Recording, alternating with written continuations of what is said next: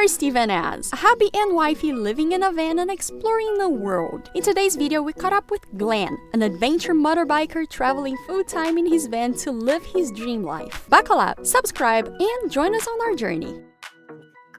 Got a fan up top. That's my only form of ventilation. As a snowbird, whenever I see triple digits, I go somewhere else. Whenever I see single digits, I go somewhere else. So I've been lucky to stay in that sweet spot as I travel around the US. So it's very comfortable. Here's my motorcycle. It is a year old and I have 15,000 miles on it. The van, being a 2018, I have 90,000 miles on it. So that's almost 150 kilometers. Bike fits in good, comfortable bed. I have sleep apnea, so I have a CPAP machine that I use to breathe. A solar panel on the roof, Kodiak power supply, which gets fed from the solar panels, and I also special order the van with an inverter. So the inverter pushes power when the van's running to that, and then I haven't had a need for power. Cole K-Van made the stand just perfect height for my boots. This is from Home Depot. It's very sturdy. When you forget to lock it and you hit that first corner, when the doors all fly open, nothing pops out. Simple sink. You did the backsplash too. This is like a gallon of two-part epoxy. This plate and this plate were the original plates for the van. This was one of mine that I donated to the project. But yeah, it's comfortable. It's quiet. I'm getting 17 and 19 miles per gallon in the van for having such a high roof and an extended long. This is my second adventure motorcycle. My first one is a 2012. I have 90,000, almost 90,000 miles on that one. Riding it all across the US. I got to see other people living van life while I was out on my travels. I saw that, and after living off my bike, couch surfing, I said, they're sleeping in the same bed every night. When this smaller bike came out, I was able to get one of the first ones, and then the van came along. It all came right about the same time. It's very comfortable. I don't have to ride cross country on the motorcycle anymore. I can park at a camp spot, unload, ride for the day, come back, make my dinner, have my coffee in the morning, make my breakfast, ride for the day, and then come back at night without having to put a tent up and do all that stuff. It's a little bit more comfortable, and with my medical needs of CPAP, that is a lot less hassle too. One of the things that I like to do is I reach out through social media, through the adventure motorcycle people, the van life people, and various other groups to say, hey, I'm be traveling through your area. Can I park in your driveway? Let's go for a ride. It always works out. There's a lot of friendly people all over the US, and it's really good to get out and actually meet. I make the joke that I put the social in social media. I like to go out and meet the people and hang out with the people that are out there doing their thing in their little portion of the US. I'm like, hey, when I'm there, show me your favorite roads. It's always a good time. Instead of couch surfing now, I'm driveway surfing. And I love to cook. So one of the things that I do for my host is I'll show up and cook dinner for them. So instead of them always asking me, hey, what are your preferences? I want to make you a meal when you're here. I'm like, no, let me cook for you to say thank you.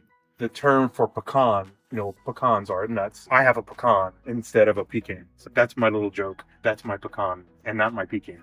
I don't have a shower in here. That wasn't part of the bill. Gym memberships, other places, I haven't had a problem in all my travels of getting a shower at least every other day. I'm not I stay clean. This is a Engel dual compartment. I can make ice in this if I want. I can set it down. I can turn the temperature down to 0 degrees if I want.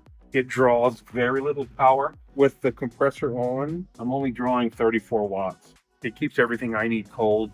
Like I said, I can make ice. I don't because I would rather have the entire thing as a fridge. It's been really good to have fresh, real food on hand, eating clean. I got a Berkey water filter. I love my Berkey. I can pull into any gas station hose.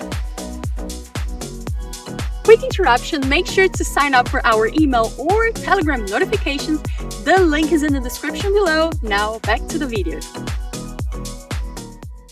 Anywhere, fill up here. I got a gallon. I have a spare milk jugs to go, and it makes for a great cup of coffee. Cole at K-Van left me some tie-down rings to secure the bike. He also is an adventure motorcycle rider and a van builder. He built this to fit a helmet. So a helmet fits perfectly in here. And then you'll notice that this one sticks out further than this one. So when you're loading it, you're not hitting your head on this one. The bike was meant to be sitting on this side. This one sticks out a little further and you don't hit your head when you're loading it. Everything was purpose built. He puts a lot of thought into all of his builds. The floor is a truck bed liner. So the back has a foam, because the floor of this is like a pickup truck that has the wavy lines. The foam on the back matches the wavy lines, so it becomes a flat. Like I said, this is from Home Depot, bolted to the floor with grade 8 bolts. It's not going anywhere. I backed this thing in with a Warren winch that's wired in just behind the seat. I also have a hitch carrier. We'll get a picture of that here in a bit, and I can put the bike on the back bumper depending on how far I'm traveling. If I'm not going to be riding for a few weeks or so, I'll have the bike inside. Or if I'm going across country where I'm not riding, I'm just zooming across, the bike will be inside. But if I'm ride a day, travel a day, ride a day, travel a day, ride a day, then it stays on the back bumper. I have the best of both worlds. Where do you leave your van when you go sort of on longer rides? I don't do the longer rides anymore. I'm just doing day rides. It'll be at a friend's house, a host house. It'll be at a campground. It'll be someplace secure. I don't boondock out in the middle of nowhere, unload the bike, and go ride. I will stay at, I'll find a friend, I'll find a secure parking spot or a campground or something. Blackout curtains in the back, got blackout curtain on the side. My luggage is the luggage that I was issued when I was 19 years old when I joined the service. This has literally traveled around the world with me, and it's continuing to go with me. It's not broken. I'm not going to fix it. I couldn't think of a better thing to use to just continue my journey. Tell us about your bike. The bike is a 2021 Yamaha Tenere 700. It is a 700cc dual sport motorcycle that I've had a lot of custom stuff added. The seat's custom, the lights are custom, foot pegs, suspension, the wrap. I had it wrapped by the same company that wrapped my van. So when it's on the back bumper, all of the lines flow together. It all matches. I love my seat. Seth Lamb down in Redding, California. Minimal luggage. I don't need to carry a lot of luggage anymore. Tire pump, tools, spare tire stuff. It has enough horsepower. It can get me into places I don't really need to go. Further places that I probably shouldn't be going by myself, but I don't go there often. I'm mostly riding with friends a lot. So I've been very blessed to be in contact with a lot of the aftermarket companies through social media, and I help them out where I can by pitching their stuff. Could you tell us a bit about your bed and sleeping arrangement? The bed and sleeping arrangement started out as a bed and a couch, but after 2 years on the road, the couch only got used a couple times as a full bed. Didn't need it anymore, and it would make so much more room for the bike. So the couch got pulled out, and it's from R&B Components. It came out of one of Cole's Sprinter vans, and he made the walls the right width to match a Sprinter. Since added foam toppers, a friend of mine made some cases for him. I'm now sleeping on more than a foot of memory foam when I'm at my mom's or when I'm at family. They're like, yeah, we got a bedroom for you. I'm like, no thanks. I'd much rather sleep in here. Even in the driveway of the house that I grew up in, I sleep in my van because it's the bed that I built for me, and sleep quality for me is pretty important. Having a comfortable bed, a quiet room, it really helps. I'll say, I'll see you in the morning. I'm going to go out to my van. What's the insulation like in the van? How warm do you keep it? Do you have heating? When I'm hooked up to shore power, I have a little $20 under your desk 750 watt portable heater, or that's 110. And I've been stuck in a blizzard outside Estes Park, Colorado with 18 inches of snow, and it was 70 degrees in my van. So very comfortable. What I'll do is I'll close the vent. I'll put the fan blowing down. So it's basically a convection oven in here. I haven't had an issue getting too cold. I do have a backup of a propane, like a Mr. Buddy type heater, but I haven't needed it yet because I avoid getting too cold or getting too hot. Staying cool, lower a window, put that on, have the hot air blowing out, and mid 90s, upper 90s, not a problem. It is a dark colored van, so that tends to be warmer than cooler. Cole did a really good job. There's a lot of insulation in the walls, and then with the sound deadening that he put in is also another layer of insulation as well. The windows have the ceramic tent, which block almost all of the, like 99% of the UV, but it also blocks like 40 or 50% of the IR. So it also blocks infrared, so there's less actual heat coming in. And that's on the windshield, has a practically clear coating of the ceramic, and then limousine tinting, the darkest tint on the 3 windows. It does really good. You know what insulation you have in the walls? I know there's some, I know in the pillars he's put some, I think it's like shredded cotton, shredded blue jeans or something like that. Yeah. The columns are filled with, I know there's some of that hardboard, the pink hardboard stuff behind the walls too. It's really quiet. I mean, we can shut the door and you won't hear the traffic at all. I have curtains. Those are from Van Life, and they did the shelf too. They're out of Denver as well. And your electricity, do you get it from solar panels or do you charge? I have one solar panel. It's on the roof. I think it's 100 watt. It's from Energy, and it came with my Kodiak. They don't make the Kodiak anymore. They move on to something else, but it's put out enough power the last 3 years that I haven't really had a need. I have a jet boil if I want to boil water where I'm not hooked up to shore power. And when I run the Instapot, I only do that when I'm hooked up to shore power. This thing is more than what I need. I can also, I've also piggybacked another AGM battery that's the same size as the van. So the van comes with 2 batteries. There's a house battery that runs the lights, the fan, and my winch, and my outlets. That's under my driver's seat. And then I have a battery just for the motor. Heavy duty alternator, charges them both. 90,000 miles, haven't had an issue yet. No hard starts or anything. The van has been running great. Do you know how many amp hours of battery you have? I do not. Okay. I'd have to look it up. Great. Do you know the size of the inverter you have? It's all built in. Oh, it's built in. Okay, so yeah. It's battery, inverter, charger. It's built in. Okay, yes. It's like the Goal Zeros. Yeah. But it's made by another company, and the prepper community highly suggest this, because I do know one of their selling points is it can be run to empty a lot more times than the Goal Zero. This is the one I went for because they will last longer. Got a simple coat hanger system for my motorcycle gear, stuff that stays dirty most of the time. It's home. Like I said, I get really good gas mileage, 17 to 19. In my research, when I came back from my cross-country motorcycle ride, I had about a year and a half to watch a lot of YouTube and do a lot of stuff about van life and all this stuff. And I special ordered the lightest rear end differential, which gets me the best gas mileage, but I'm not towing anything. If I were to be towing something, I wouldn't get good gas mileage at all. I knew I would be hanging something heavy on the back on the trailer hitch, so I got the heavy duty hitch mount for the van, the heaviest that comes with the van.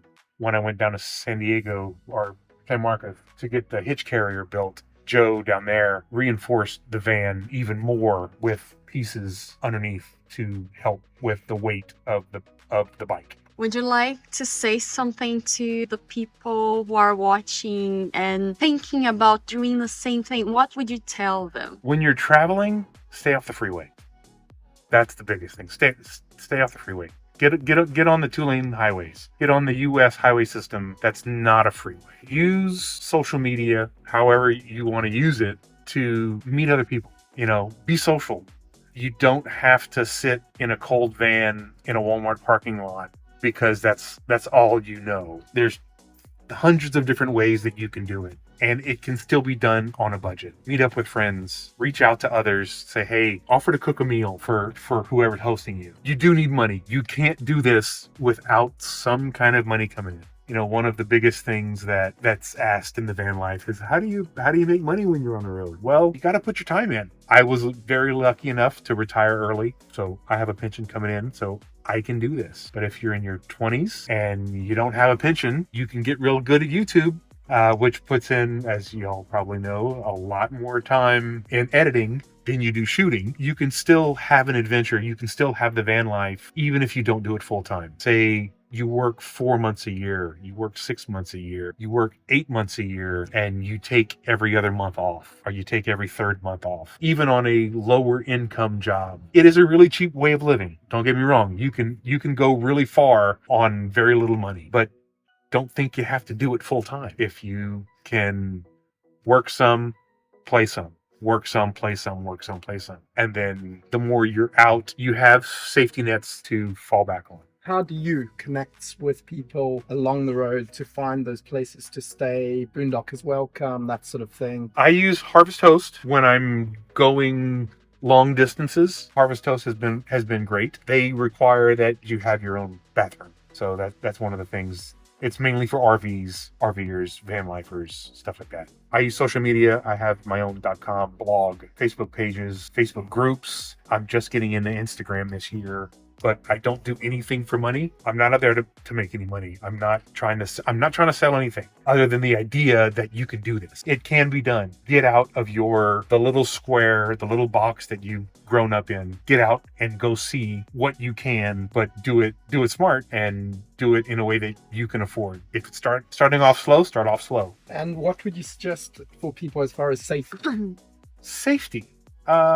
Because I'm most of the time in someone's driveway or at a campground. Keep your head on a swivel. You know, if you got a gut feeling that something doesn't look right, then it probably is not. Continue on. Haven't had any issues yet. Not even really any close calls. I would personally stay out of the Walmart parking lots. Not much good can happen to, stuff like that. Campgrounds when you can afford them, state parks when you can afford them, national forests. I've never had the knock. Everybody talks about the knock. I don't sleep on the side of the road in a crowded city street. That's just not what I do. So you can, by all means, go for it. But I don't like to put myself in situations where I could get the knock. Would you like to show us a bit about the outside Sure. of the van? Sure. Awesome. So this is a 2018 Ford Transit, extended long, tall. It's the largest one they make. After putting all these miles on it, I realized I didn't need the extended long. So the extended long is about another foot. And I could have ordered a shorter roof if I'd have gotten a shorter van, which would have bumped up my miles per gallon about 5 or so miles per gallon. It's still good for your house. If something were to happen to this, I would replace it with a shorter, not as tall and not as long, but I'm still going to do what I'm doing. This back here is my Joe Hauler hitch carrier, custom made by Joe down in San Marcos, down by San Diego. Rolled up into his shop at 9 in the morning, rolled out at 9 o'clock at night, and he welded it up for me. This will carry a 500-pound motorcycle. The bike in there is a 450-pound motorcycle. This gets taken out, flipped around, and it's a tray. And the bike wheels sit right here. This is in stowed mode, but when it's down, I can open the doors. So he made it so the doors can be opened. Thank you, Glenn, for giving us an amazing tour of your two dream machines. And really hope you enjoy the road. And yeah, I'm having a blast. you're having a blast. Great. So thank you for your time, and hope lots of people out there are inspired. That'd be good. That'd be good.